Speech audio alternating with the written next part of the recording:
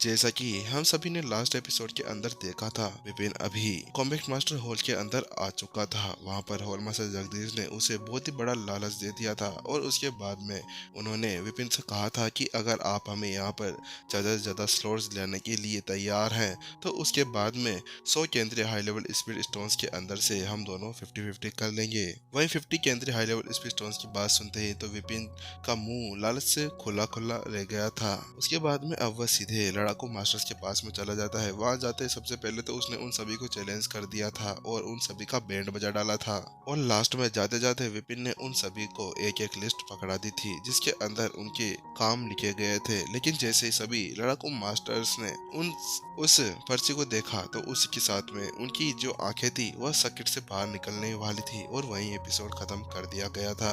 तो चलिए शुरू करते हैं आज के हमारे नेक्स्ट एपिसोड को। कॉम्बैट मास्टर हॉल के एल्डर हॉल के अंदर अभी दो डिवीजन हेड्स बैठे हुए थे। वह कोई और नहीं थे, वह डिवीजन हेड माधव और डिवीजन हेड गिरिक थे।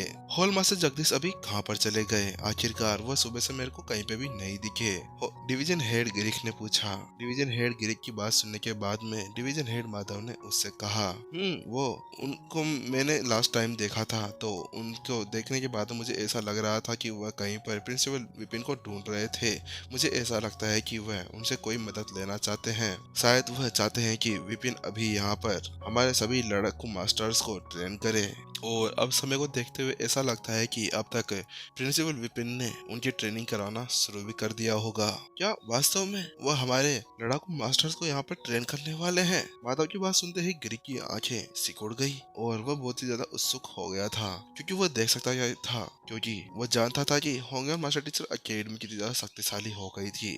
वह उनके परिश्रम के द्वारा नहीं था, वह तो विपिन के द्वारा लेक्चर दिए जाने के बाद में उन सभी की ताकत इस हद तक बढ़ गई थी कि उसके बाद में लड़ाकू मास्टर्स भी उनके सामने कुछ भी नहीं थे। और अगर वास्तव में यहाँ पर अभी विपिन उनको ये प्रशिक्षण देने वाला है तो यहाँ पर कुछ ज्यादा ही बड़ा होने वाला है। चाहे से ये 3 दिन बहुत ही ज्यादा कम लग रहे होंगे, लेकिन इन 3 दिनों के अंदर ही मुझे ऐसा लगता है कि अगर विपिन ने उनको अच्छे से प्रशिक्षण दिया तो उसके बाद में उनकी क्षमताएं इस हद तक बढ़ जाएगी तो शायद हम लोग भी शायद ही उनका मुकाबला कर पाएंगे।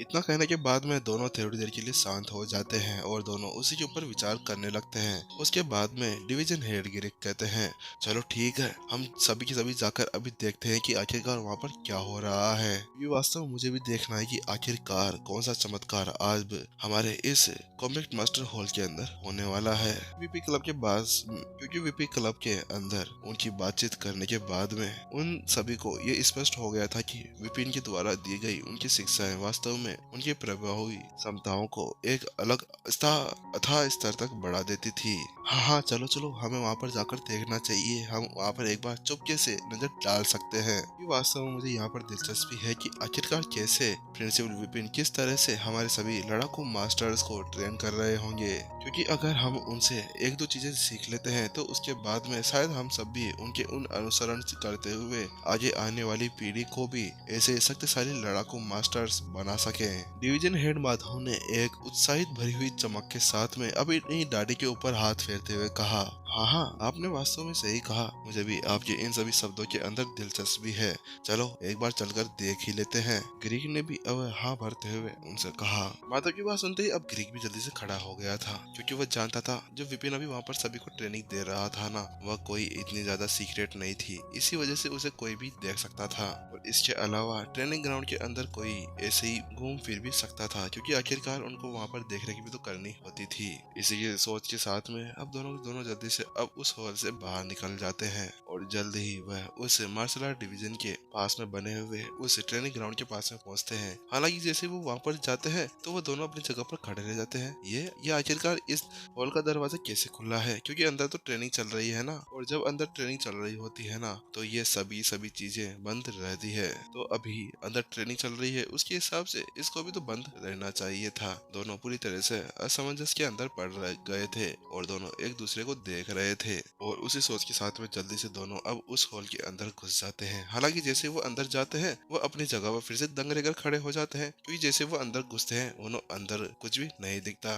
ये ऐसा था जैसे कि जितने भी ज्यादा पार्टिसिपेंट्स थे उस कंपटीशन के लिए तैयारी कर रहे थे वह अचानक से हवा के अंदर कहीं पे गायब हो गए हों। वे सभी के सभी कहां पर चले गए? आखिरकार उन सभी नालायकों को यहाँ पर ट्रेनिंग करने के लिए रखा गया था, तो क्या वह सभी सभी कहां पर बाहर घूमने तो नहीं चले गए? दोनों डिवीजन हेड्स अब एक दूसरे को बड़ी हैरानी के साथ में देख रहे थे, क्योंकि उन सभी को पहले से ये बता दिया गया था कि आज ट्रेनिंग ग्राउंड के अंदर स्पेशल ट्रेनिंग होने वाली है। इसी वजह से वह तो ये सोच रहे थे कि शायद अंदर विपिन कोई ना कोई लेक्चर दे रहा होगा।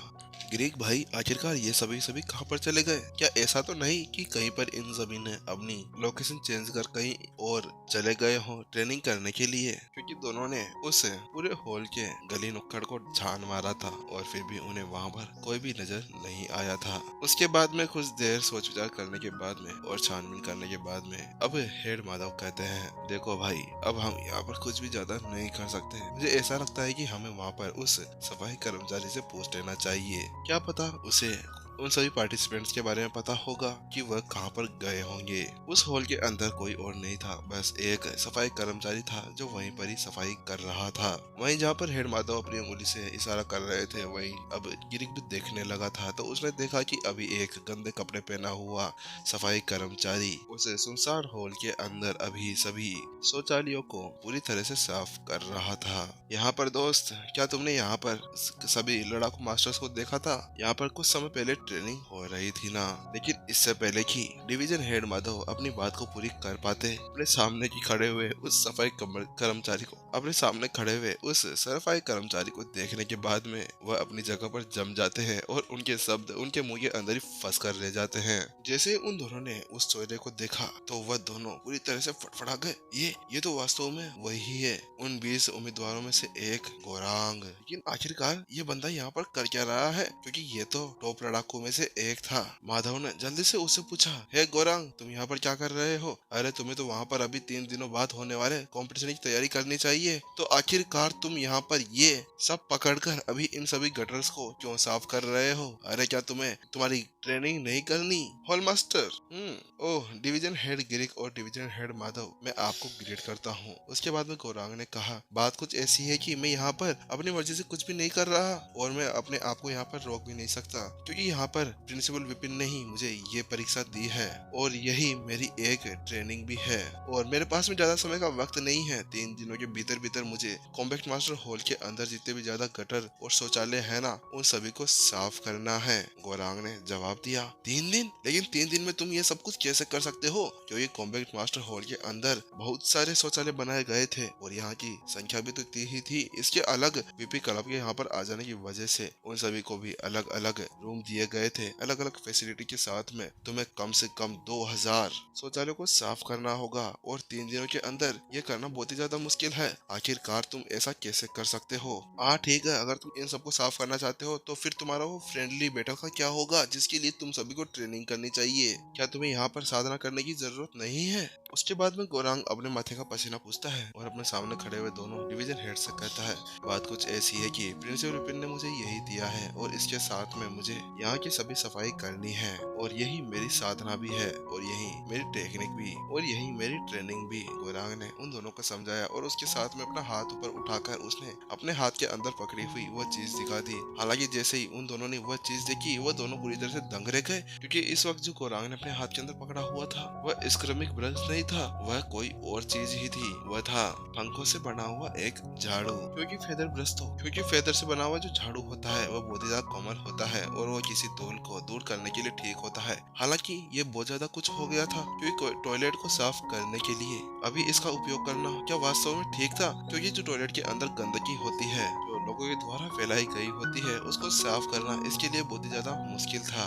हाँ, वास्तव में डिवीजन हेड माधव यही है जिसके साथ मुझे इन सभी टॉयलेट्स को साफ साफ करना है। ठीक है मेरे को क्षमा करिएगा, लेकिन मेरे पास में आपसे बात करने का कोई भी समय नहीं है। मुझे 3 दिनों के अंदर इन सभी को ठीक करना होगा। अगर ऐसा मैंने नहीं किया ना तो मुझे बहुत ही खतरनाक दंड दिया जाएगा। उन शब्दों को कहने के बाद में जल्दी से अब गोरांग वहाँ से चला जाता है और फिर से उन सभी टॉयलेट्स को पूरी लगन के साथ में साफ करने लगता है। गोरांग को इस तरह से दूर जाते हुए देखकर दोनों थोड़ी देर के लिए तो सन्न रह गए थे। हालांकि उसके बाद में दोनों ने अपना सिर हिला दिया और उन्होंने विनम्रता से कहा, ठीक है दोस्त, तुम यहाँ पर अपना काम करो, हम लोग आगे जाते हैं। हम तुम्हें यहाँ पर कोई परेशान करने नहीं आए थे। लेकिन गोरांग एक मिनट रुको, हमें पहले ये बता दो कि बाकी के सभी लड़ाकू मास्टर्स कहाँ पर गए हुए हैं। माधव ने उससे पूछा। माधव की बात सुनने के बाद में गोरांग ने अपना सर ऊपर नहीं उठाया और उसने उसे जवाब दे दिया, अगर आप आकाश की बात कर रहे हैं तो आकाश अभी भन बनाती हुई मक्खियों को मारने में व्यस्त है और किन अभी सभी पक्षियों को पकड़ने की कोशिश कर रहा है।